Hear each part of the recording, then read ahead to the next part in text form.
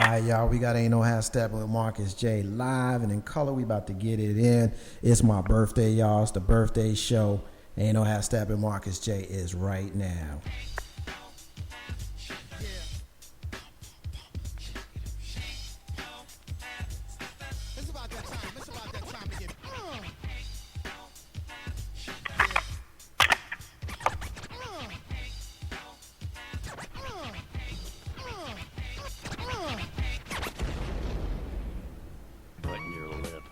Open your ears, strap on your thinking cap.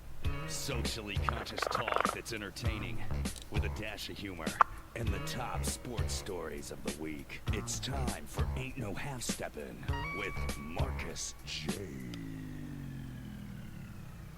Sellers has Jordan. Jordan with 2 seconds to go. Puts it up and scores at the buzzer. Michael Jordan has won it for Chicago. Manning lobs it. Burris alone. Touchdown, New York. Down goes Frazier. Down goes Frazier.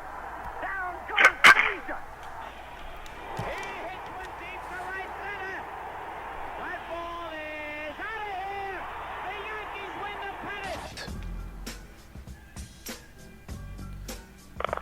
If you're lying, you must be half-stepping. Ain't No Half Steppin' with Marcus J is back live once again. Get down with us tonight. Call us up 804-402-2893 to be down with the flagship show on LegacyInternetRadio.com. Ain't No Half Steppin' with Marcus J. We got a hot one for y'all tonight. We appreciate the love. It's my birthday, y'all. So we definitely are excited that you're here. It's the first time we're back in a couple of weeks. We had the greatest hit show last week for the Memorial Day holiday, so we were not in the studio. But we're back for the live show here tonight on my birthday. So we appreciate everybody that's listening. We certainly welcome anybody who wants to be down with the show to call us up at 804-402-2893 for the flagship show on Legacy Internet Radio. Of course, we got a hot one here. We got the National Basketball Association tonight. We got a What the Hell segment. Then we got the Diva Diaries, y'all. We got the ladies in the building who are going to lead us in that segment. But before we get into any of that, I want to go ahead and introduce with me on the live line. We got your main man, K-Dub, is with us. What's going on, my brother? Yo, what's going on, man? I'm good. Yo, hey, how that sound, dude? How that sound, man? You know, I stepped in for Rule. I might have to put my application in for the co-host, man. You might just have to do that, man. That was pretty good. I'm trying to tell you. It was pretty good. I had to put a little New Jersey flavor on that, man. I'm tired of listening to Rule always do it, you know. Had to flip it around a little bit for him. So you trying to take his spot, man? Hey, I'm trying to take his spot like Flash tried to take Eddie Kane's spot in 5 RB. You know what, though? I think, Rube been in and out a lot for the last few weeks. I think if he has any more outs, I think you might just get that spot, bro. Hey, move your feet, lose your seat. That's what it is. I think he got Wally pipped for those Yankee fans out there that get that old reference. Let's get right into it, man. What we here to have you on the live line. We're going to talk about the National Basketball Association, of course. Under normal circumstances, we would be getting right into the conversation with regards to the playoffs, the West, the East. But we had a couple of retirements that we got to talk about first. Why don't we get into that first? Why don't you tell me who retired, and let's kind of talk a little legacy here. Well, over the weekend, individuals would, if they were following the Basketball Association, they would have heard that on Saturday, Grant Hill decided to call it quits after a number of years. A lot of people saying basically 9 more years than what was expected of him. And also, ironically, the same individual that shared the co-Rookie of the Year award with him back in, I want to say that was 94, 95, the same individual, Jason Kidd, announced his retirement earlier today from the New York Knicks. Basically one of the best point guards that's ever laced it up, the best passing and rebounding point guards ever to play the game. Definitely first ballot Hall of Famer. You ask anybody in the basketball realm, and I would say also Grant Hill as well. Grant Hill, his career was kind of short was cut short due to some ankle injuries. And like I stated, you know, if you really listen to the doctors, he played about 9 more years than everybody expected for him to play. 2 great individuals, and again, 2 future Hall of Famers. Well, let's break that down a little bit, and I want to talk about them individually. Let's start with Grant Hill, and let's talk about him because you said 2 future Hall of Famers. You're going to get a debate from me on Grant Hill. Why don't you tell me, make your case for why Grant Hill is a Hall of Famer? Well, I look at the body of work. I look at, in comparison to some other players, I think that it will probably be more of an eye test type of scenario where, you know, okay, he may not be first round, but eventually does get into the Hall of Fame. I look at his career as a USA player, his career in regards to his All-Star appearances. And, again, I may not be able to definitely give you definite numbers, but I believe that eventually he does wind up in the Hall of Fame. And you know what? Also, you know, Grant Hill is one of the ambassadors of the league. You know, he had to carry that mantle of the NBA around the time when Michael Jordan first left the NBA, being drafted to the Detroit Pistons. So I believe that eventually he does become a Hall of Famer. Okay. Well, let's debate Grant Hill because Grant Hill had 2 careers. He had the pre-ankle issues career, and then he had the post-ankle issues career. The pre-ankle issues career, he was on a career arc that was pretty much, he was the best player in the league. 7 years, I believe, in Detroit, and then that first year, I believe when he went down to Orlando was when he began to have the problems. So if we were looking at that first 7 years and we were looking at maybe his college career, potentially, but he played more than 7 years. He played, 19? So he had, a bunch of years where he just wasn't the kind of productive player that you would expect to see go into the Hall of Fame. And, I heard one analyst on another show use the phrase journeyman, which when he said it, I agreed with him immediately when referencing Grant Hill, with respect to the career that he had those first 7 years in Detroit. He did begin to bounce around a little bit, Orlando and Phoenix, and then, of course, finishing out his career now. So when I look at it, yeah, I'd like to see him eventually get in. Do I think he does eventually get in? I'll be honest with you, bro. I think it's a 50-50 toss-up. Well, I could, and, this would be a debate that we can have. It's a debatable type of subject, but you could kind of sort of make that same argument for a Bernard King. Okay. Injuries, cutting down injuries. At one particular time, was the baddest dude in the league. Kind of came back from injury or what have you. Played longer than what individuals would have expected him to play due to this particular injury. You can kind of cross comparison that individual. And again, I say eventually being a Hall of Famer, not necessarily a first ballot. I think that, once you throw Bernard in there, that is a name, of course, as Knicks fans, we're very familiar with who Bernard is, of course, being part of the class of 2013. So we're very familiar with who he is and what his legacy is going to be going forward. So, yeah, I guess when you put it like that, I don't see that Grant goes in with the class of 2018, which is 5 years from now, of course, whereas his Rookie of the Year for the 94-95 season, Jason Kidd, I think is a no-brainer first ballot Hall of Famer. Why don't you tell me your thoughts on J. Kidd? Man, Jason Kidd came out of Cal. I mean, he was the next, I guess you could say the next version of the great point guards that were to hold the league at bay. When he was in Dallas, I remember him, Jimmy Jackson, and Jamal Mashburn in Dallas just being marveled at his speed and his quickness. I mean, I was fortunate enough to have seen him play a number of times. And one thing that I will say, something that television does not show, is that I had a close enough to the court to actually see some of the way that he controls the defense with his eyes, without looking, with looking. I mean, it's just, you have to actually be there to see it, to understand how he can control a game. That was when he was with the Nets, and when he went to the Nets, you know, it's easily arguable to say that before he got to the Nets, the Nets were nothing, and then they wound up going to the finals 2 years in a row. Himself, Kerry Kittles, Kenyon Martin, Richard Jefferson. You know, I look at how he just transformed that New Jersey Nets organization to the point where I think it's safe to say that you would hear soon, maybe within a year or two, that they'll be retiring his jersey just because of his impact as a New Jersey Net at the time. And then, you know, you add in his all-star appearances. 10 out of 19. 10 out of 19, yep. Exactly. All-star appearances, his record holder in regards to assists, triple-doubles, one of the best rebounding point guards that's ever played the game. You know, I can go on his Olympic experience. You know, he's one of the few players that I believe he only I actually believe he had no defeats in his whole Olympic appearances. You know, and the pinnacle probably of his career, I would say, would be winning the championship against Dallas a few years ago against against the Miami Heat, right. Ironically. My thoughts on J. Kidd real quick.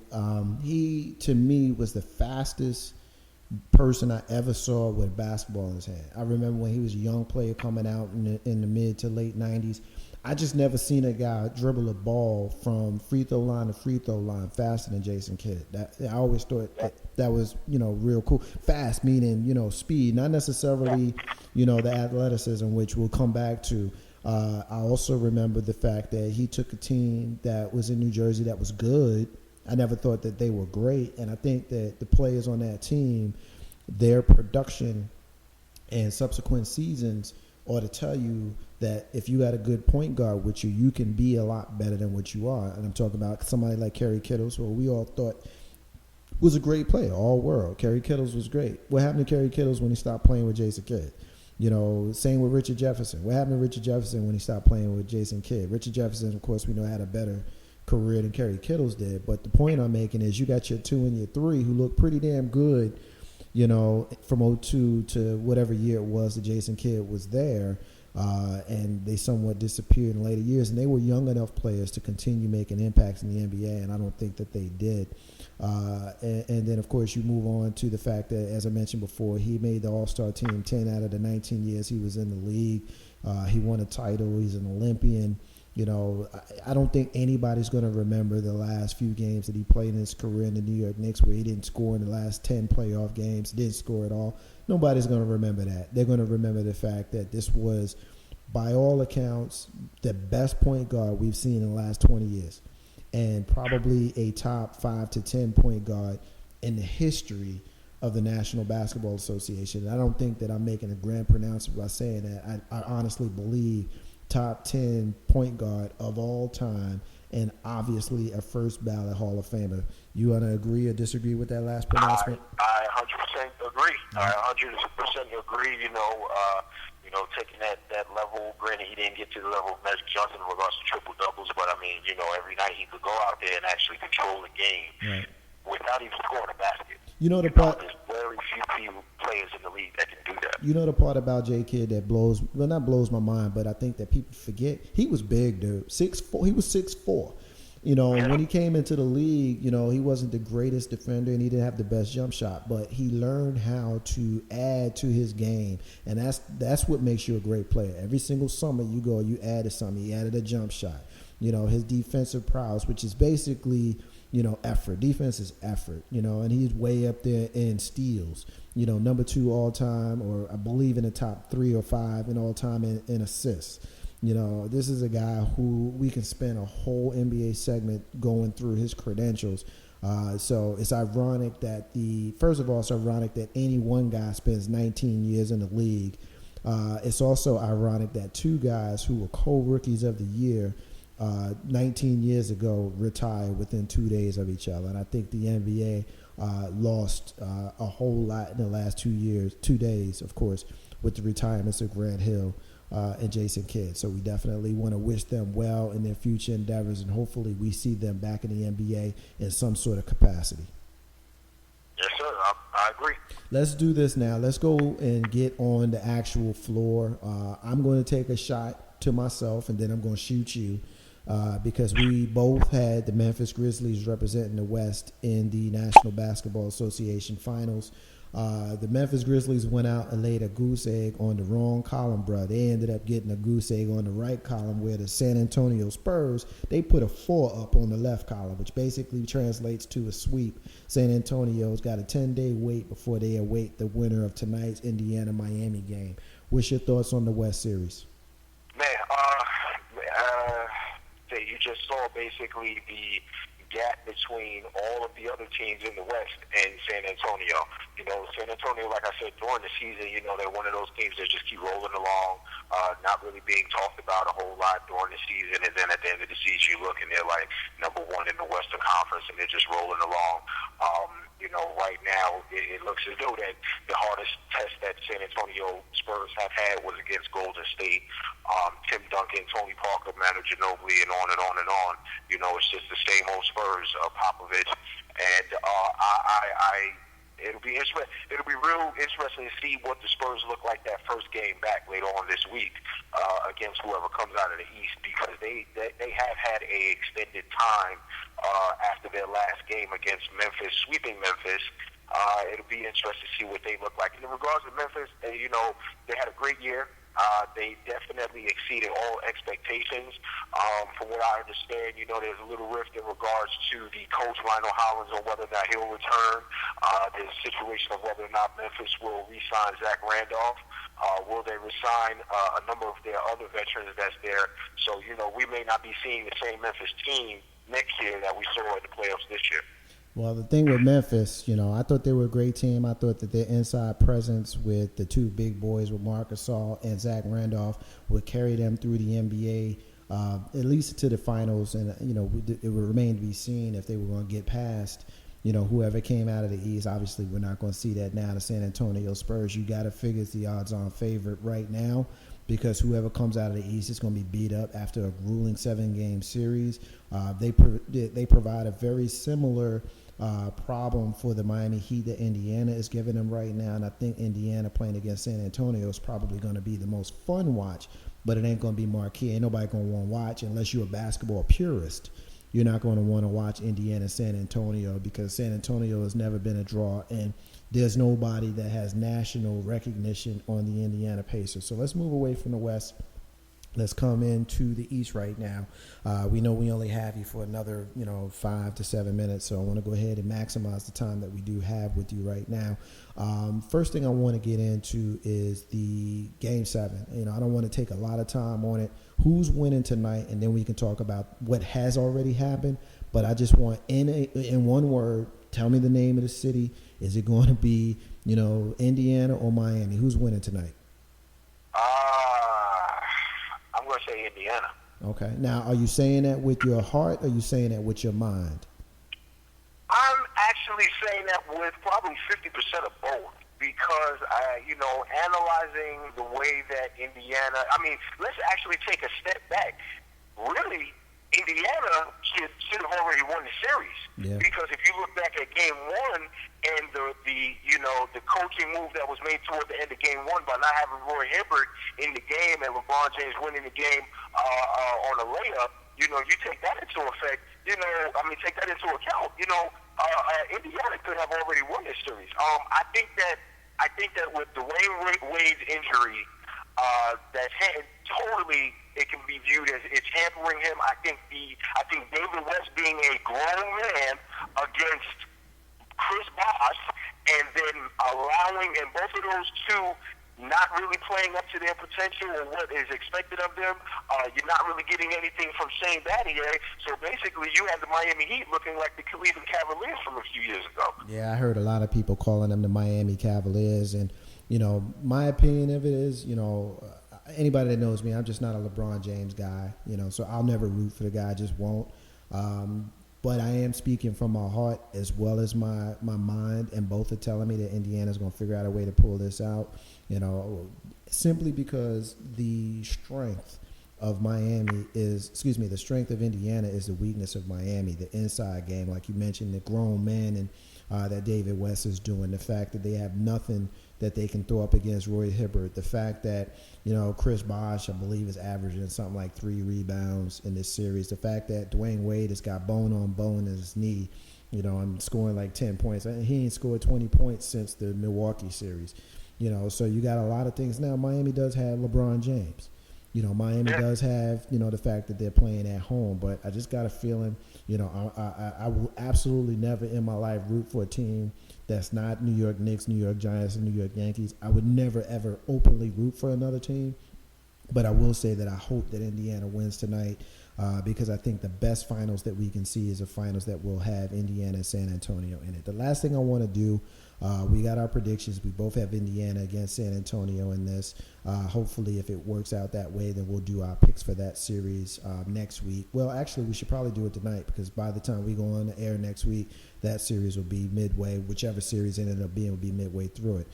So at the end of my next question to you, then I'll ask you to tell me who San Antonio will win or lose against, Indiana or Miami. Last thing I want to do, I want to talk about Roy Hibbert and some of the comments that he made. In the interest of full disclosure, you and I talked about this earlier today. We both decided that it was a non-story, that it was not a story worth talking about. But guess what? This is talk radio, so what do? We talk about it. We're going to talk about it. So Roy Hibbert made a comment about the fact that the way he was being defended, they were laying him out, and he said, no homo.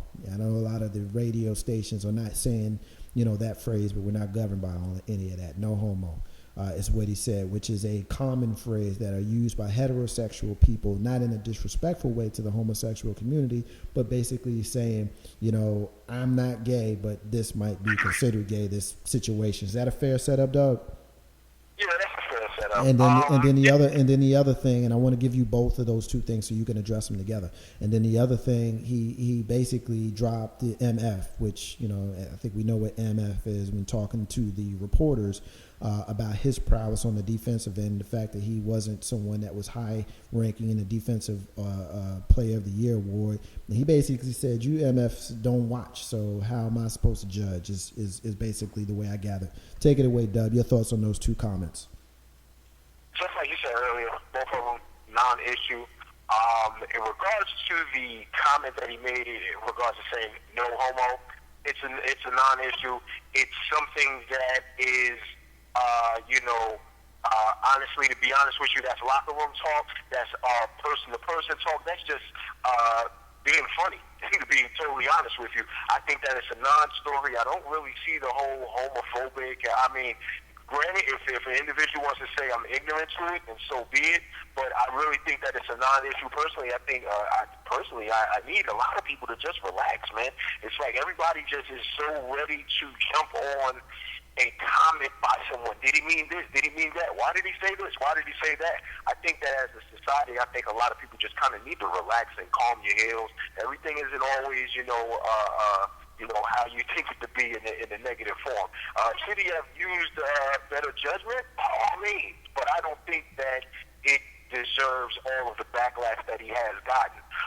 In regards to the comment about the reporters, totally 100% behind him. Because what he said, it wasn't like he was lying. And here's the thing.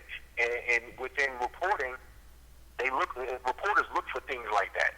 They look for those things, and then once they get that, then every time you see that individual, they got a microphone in their hand because that one reporter's just waiting for that one phrase, that one gotcha that they could probably, ride a career with. But let's be honest with you. The question was in regards to his ranking and LeBron James, the MVP. Why would you ask a person that question when the person that's asking the question are the people that are voting on this? This is not something where, Roy Hibbert has an opinion, a vote in regards to his ranking. He just goes out there, plays his minutes, and does his job. And according to the reporters, those are the individuals that, they vote on this. So I think that from the reporter's point of view, it was a kind of an ignorant question to ask. And let's be honest, he got what he asked for. It was an ignorant question to be asked, and he got an answer. And I would just go ahead and put this under the column of when keeping it real goes wrong. You ask a dumb question, you get a dumb answer. You get a dumb answer. It is what it is. All right, the last thing that I'm going to have you do is we talked, I had mentioned that I was going to get your prediction. San Antonio against Indiana, San Antonio against Miami. What happens?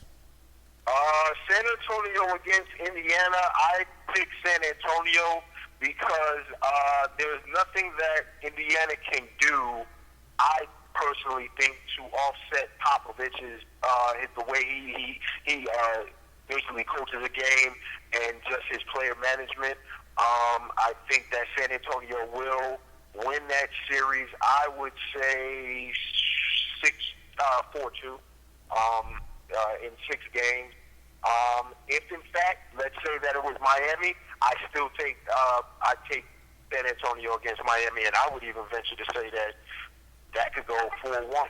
So basically, in your opinion, San Antonio is the next National Basketball Association champion.